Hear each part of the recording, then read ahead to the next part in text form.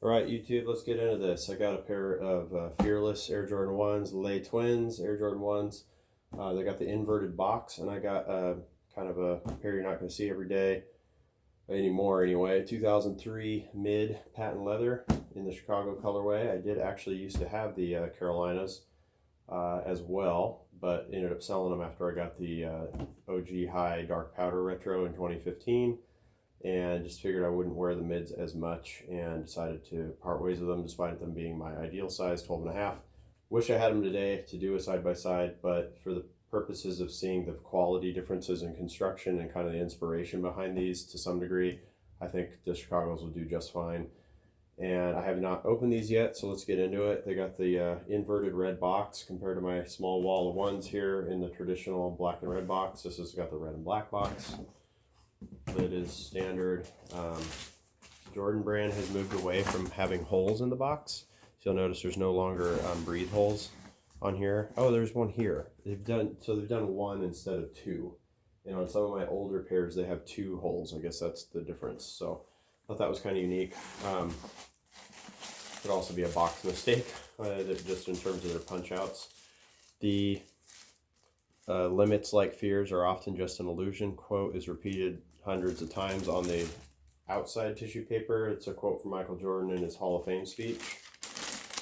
And I'm opening these up, and looks like there's a card. It says the same thing, signed by MJ, you know, printed sign, and then the Fearless, since they probably can't say no fear for copyright reasons. Back of the card, cool to get a nice thick cardstock card. Not very flexible, nice quality for what it is. And then out comes the pair. And I'm impressed. I think they're pretty dope.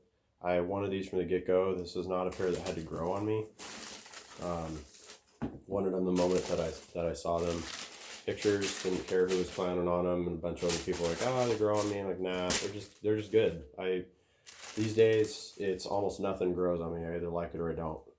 Probably the last pair that kind of grew on me over time that I still don't own are Shattered Backboard ones, the first release. Don't have to have them, but I do find them to be pretty cool. And I was converted a little bit seeing them in person. It's one of the only pairs of shoes I've ever said that about. Usually, the rest of the time, it's just easier to say, no, move on, or yep, I want them, hope I get them. And that's that. So just does have a double lace bag set. So we do get all three lace sets. I will tell you, these did not come with the mids.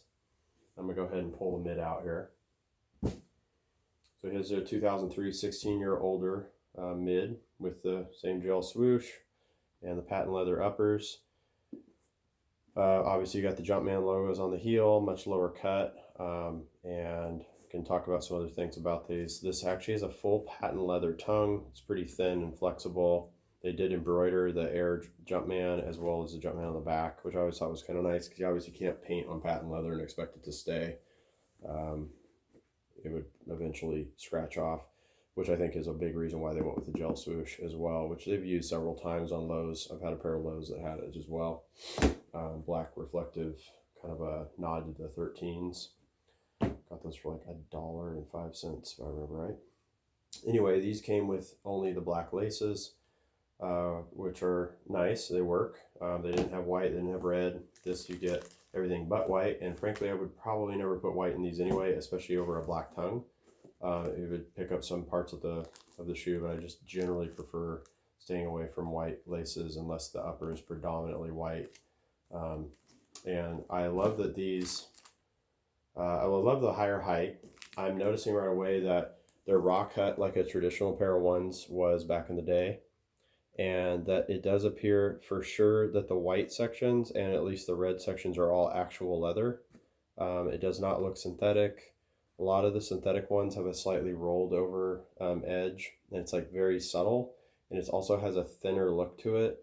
The patent will shine just as good on a synthetic, but having the real cowhide and then having that, shiny varnish paint is authentic patent leather, which ironically has never been patented. It's like the weirdest thing about the name. Whoever should have patented it made it for army boots way back in the day, and that's what makes these waterproof, except for the holes in them.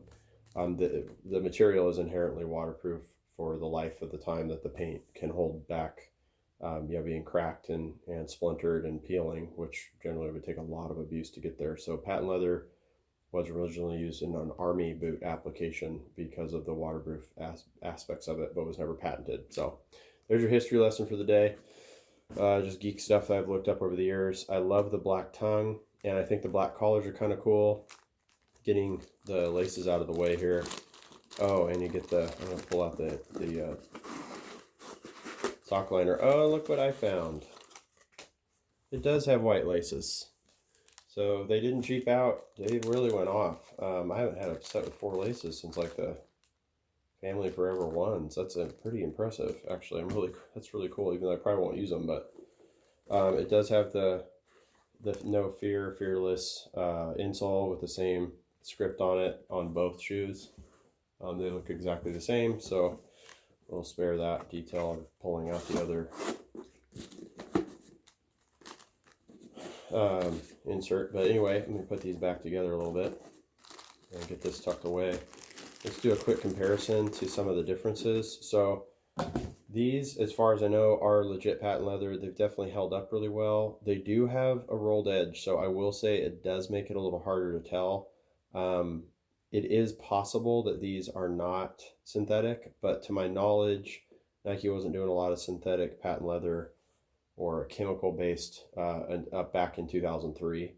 I know for sure all the 2000, 2001 pairs of 11s were all legit real deal patent leather, and some of those also had blackened edges. Obviously the raw edges are on the originals and the 2000 Concords, but for these you get a much thinner tongue.